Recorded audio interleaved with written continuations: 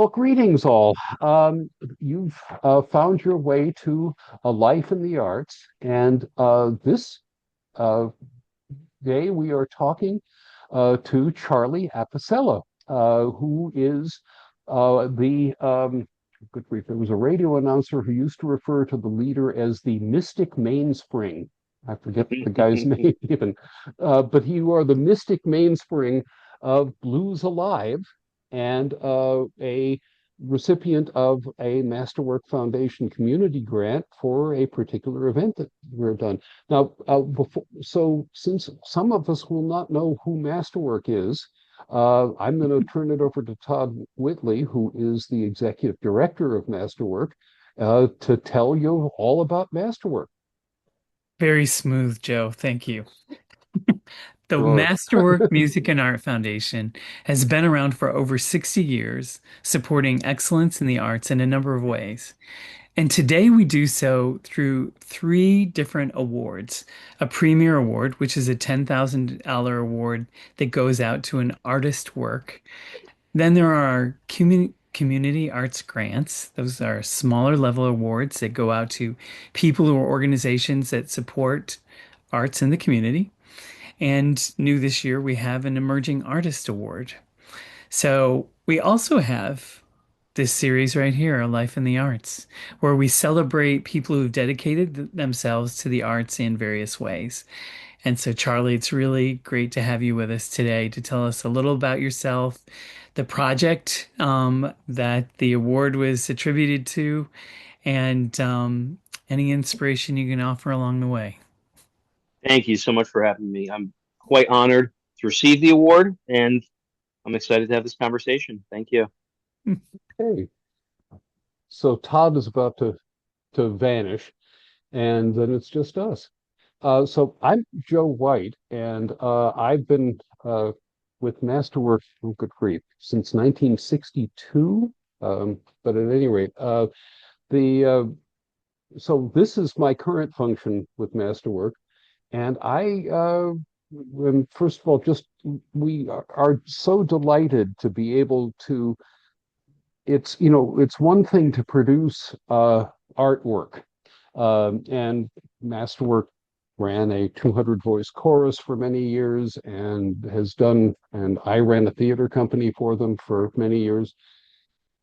But we're now able to use some of our endowment to help groups get out there and not have it be in opera houses and symphony halls exclusively, but get out to where people are. And so we're really very happy to be able to give you a grant to do that. And so the particular project, I'd like you to talk about Blues Alive, which is the larger project, but then also the Ma Rainey event that just happened, I guess, in last month. In and so how does that all fit in?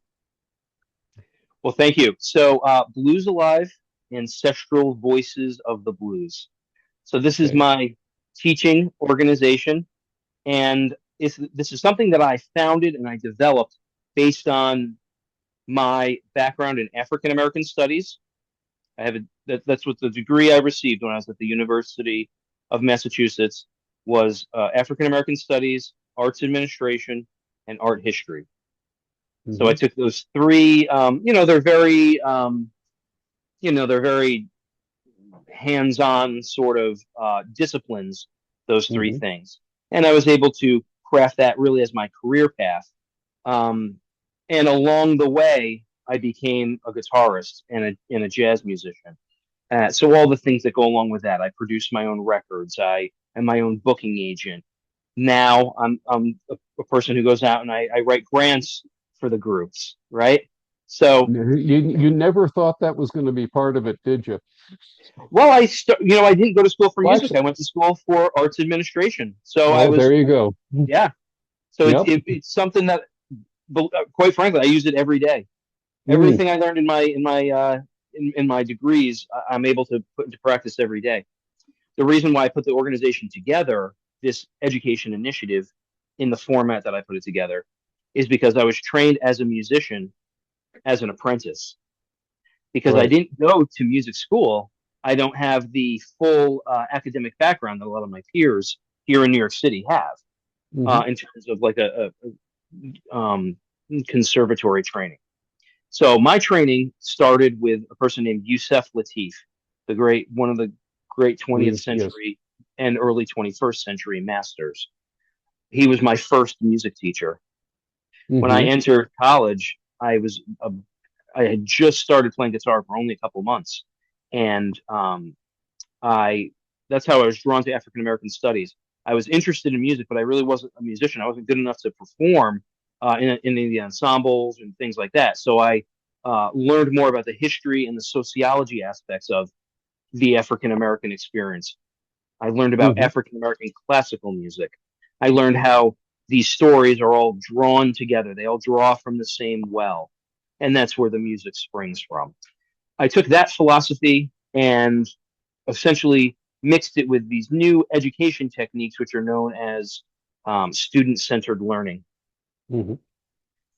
So, through what I've learned, some of the partners that work with me in my organization, we all have diverse skills. So what we did is we put together a program that now is compatible with the New York City Department of Education. I teach at and has consulted for Newport Festivals Foundation, right? The Newport Okay. Jazz and Folk Festival. Yes. I have some private boarding schools that I teach for. Hmm. Um, I work at the Blues Foundation in Memphis. I work for the North Jersey Blues Society. So I've been able to take, because my North Star is always the apprenticeship that I received as an African American music practitioner, Hmm. a practitioner of African American classical music. And we use that terminology more broadly than just saying I'm a jazz musician or I'm a blues musician. Mm. So I take this mentality, these stories, these instructions that I've received from my mentors, from my griot mentors, and I created this program. No, and in sort of in traditional Western music, there's actually this whole process where you study with people uh, who who drill, and then maybe finally you get a mentor. Um, whereas apprenticeship seems like a whole different approach, and that's one we haven't explored, at least in classical music. I don't think we've done well by that. But and I was going Yeah, to say that the other piece of interesting stuff recently is there's a huge resurgence, at least on the radio. There were a whole group of wonderful African American classical composers, sort of starting around at the turn of the last century up in through the 30s. They got played in major orchestras, and then everyone seems to have forgot about them. And well, now, yes. So I mean, I can do a little bit of name dropping then in that scenario. So when I use the term classical music, I'm talking about when I say African American classical music, what I was taught that terminology means is almost what I take it to mean is that folk music, jazz music, blues music are all the same thing. This is mhm, the Miles Davis called it social music. When he yeah, was asked numerous times, what do we call your music? Is it we don't we reject the term jazz. Some people reject the term jazz. Miles said it was social music. okay. So the important thing to me is that these three disciplines, in layman's terms, these are different genres, right? Mhm. But in reality, they all draw from the same well. And that's where we come to someone like Yusef Latif, someone like Billy Taylor, the pianist, someone like my teacher, Yusef Latif, someone like Ma Rainey, Right. right? So that's where, so the reason why I was trained to really latch on to someone's story like Ma Rainey is through my ability to, through the teachers that I had when I was coming up as a musician, and also the brief period that I was in college, the 4 years I was there. Mhm. Um, so tying all the elements together to me is what is the exciting part. Everything we do is almost like an experiment, right? Like if I'm going to write a new tune, it might be a form that we're familiar with. It might be a bossa nova feel, It might have a Latin idea to it, but there's going to be some sort of thread in there that's a new experiment. Almost like what happens when you put, you know, a different type of basil on your pizza, right? A little bit of an experiment there with Something everything. new. The the the I'm actually reminded of an old George Herman Crazy Cat cartoon in which the characters say, "Gee, let's give them something new today," and then there's two blank panels, and at the end, oh, you got anything new? Anyway, Right. so That's the the tricky part, right? yeah, yes, Yeah. that's the issue. But at any rate, but you seem to be able to come up with some new things. So that's if as long as you Again, keep doing that. yes, that's a testament to the people that I studied under. Yusef Latif, the person that I work with now, Juma Sultan. It's about having the trusting in your own human intuition, in the Mm, human impulse to communicate, in the yep. human impulse to create. Mm, Because at a certain point, you know, I can play well enough where there's more to what I'm trying to do on stage than just demonstrate I can play, right. right? Because there's a lot of you have to reach such a high level, especially to be in New York City and to be in the so-called jazz community. You have to have such a level of proficiency Hmm. in that style of music in order to have any credibility. But then once you get there, then what, Well, right? exactly. And The that's what I'm trying to explore. Well, the other piece of this that I see is getting out into schools. I'm delighted that we are interrupting the conversation that I hear from younger folks that all music, in their estimation, started around 2015, Mm. and that nothing before that really. I mean, did anybody actually do anything? I watch YouTube influencers playing Billy Joel, going, I never heard of this guy. Good Lord. Uh, it's so So right, so those are it's two different threads of what we do with Blues Alive. So there's really two real mhm, components of what Blues Alive itself is. So my little snide remark, I guess, about it is that to me, Blues Alive is my own version of Lincoln Center that I'm running out of the trunk of my car.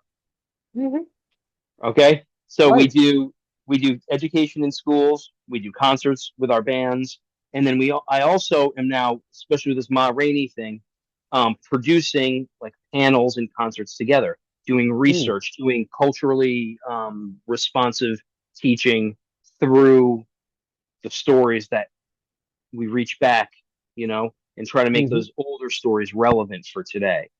And that's where Ma Rainey is a central element of my work as a musician, of my interest as a music fan, and as an educator. mhm. So the I could just so is there some piece of music that you could play for us that kind of gets to the heart of that? I have I'm several not gonna transcriptions of Ma I'm not Rainey. yeah, I'm not gonna let you hold that guitar for the entire time All right, let's see without if this making is going some to work. So I music. think, well, okay, can we hear it if I go like this? Can you Oh hear it yeah, coming through? sure. Oh, you can. Okay, great. Yeah, yeah. Okay, so here we go. So this is going to be one. So what I'm doing with Ma Rainey that's a little bit different is that my method with Ma Rainey is to what we the my thesis, overall thesis, is Ma Rainey, great American composer. Now, Mm, along with that, what I'm interested in is the melodies that she wrote, these folk melodies hmm.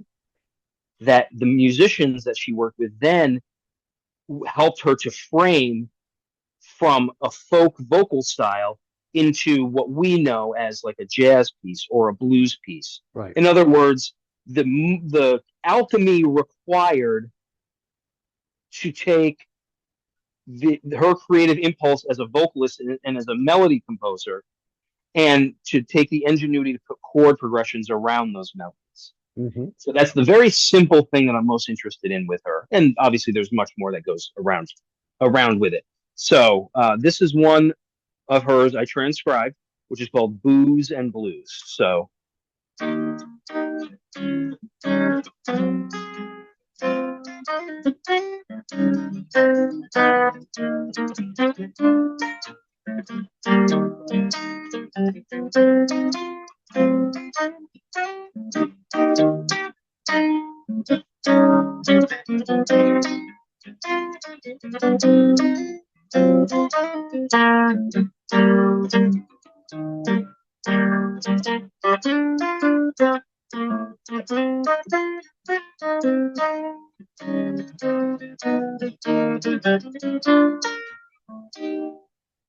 Mm.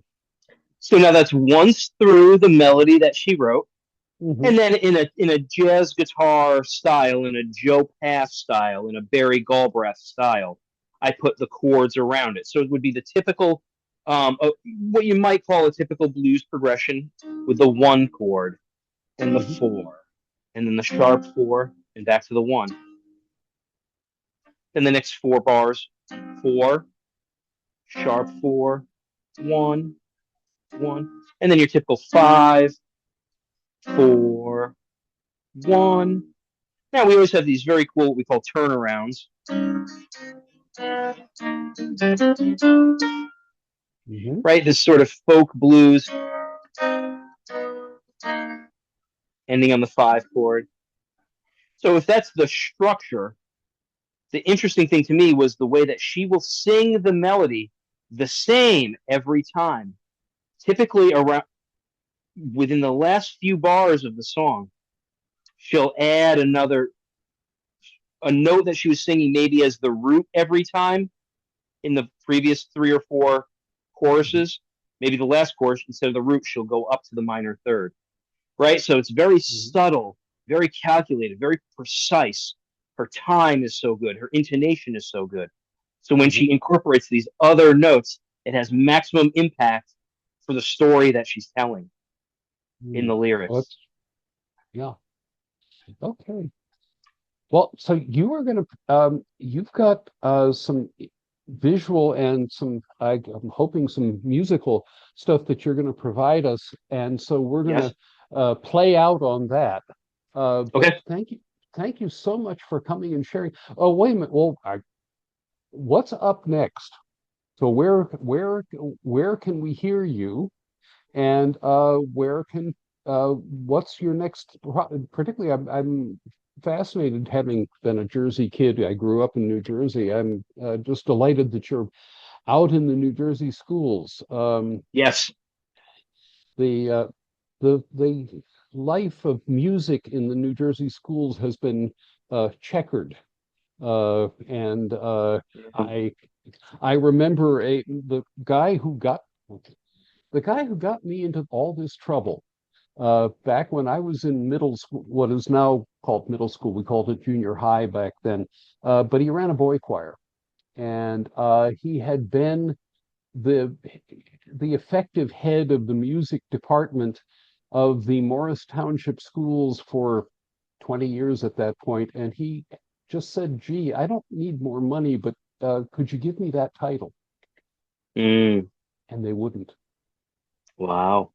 And but he's the one who got me singing in a chorus, which got me to audition for a large chorus and wound up a couple of years later singing in Carnegie Hall. So, it's That's amazing. So, quite yeah, honestly, that spark is what we're really focused on. So, I'm fortunate. I have like five things to kind of right. let people know about. But when you're talking about our education initiatives, really what we're doing there is we're dealing with um, that real core of we introduce students to the voice of every instrument, and then we lift the voices together. And you'll see in the videos from the Mhm. assemblies and from the in classroom presentations that I'll provide you, you'll see the way that the students are playing on the instruments and we are accompanying them. In other Oh, words, oh, it, can we pause for 1 second? I can pause for one second. Okay, and we're back. So let's. So in the schools, so what we're doing is you'll notice in the videos, you'll see the students are invited to perform with us. So essentially, what we're doing at that point is we are accompanying the students. Right. We're elevating their voice, right? I So was we're going to taking say it's their voice, not just your voice. It's not. Yeah, and I you're think not that's a very important thing. And that's really goes to the core of really. what Yeah. student-centered learning really is, right? Right. Um, so that's our teaching initiatives. When it comes to Ma Rainey, what we have in November, we have what Masterwork Foundation helped us with was to produce a panel, which is Hmm. going to honor the woman who is the curator of the Ma Rainey House Museum in Georgia. So we are Okay. inviting her from Georgia up to New Jersey and then to New York City, November 7th and 8th. We're going to present Florine Dawkins with a Lifetime Achievement Award. And this is Hmm. going to be produced by my colleague, the president of North Jersey Blues Society. Her name is Christy Benvenuti. She's going Okay. to present Florine with this Lifetime Achievement Award. Hmm. And then we're going to do a short concert in New Jersey. The next day, we have a panel at Brooklyn Folk Festival, and then a concert. And the concert, the band is called Ma Rainey's Living Tradition of the Blues. And this is what Masterwork Art Foundation That's what. specifically helped us with, was that I, project. well, I was going to say that's it. We're honored to be able to help have these things. Uh, well, we love to have dreams become real. And Yes, that's exactly what this is, which is just great. So you're going to provide us with some, so if folks stay tuned because there's going to be some stuff to watch uh, of what Blues Alive and Ma Rainey's and the Ma Rainey thing is all about. So that'll follow. And in the meantime, just thank you so much, Charlie. And I'm just pleased that we were able to help and support you in the wonderful work you're doing. I'm so honored. Thank you for taking the time to talk to me, and I'll see everyone at Okay. the concert. Thank you. Okay. Bye bye.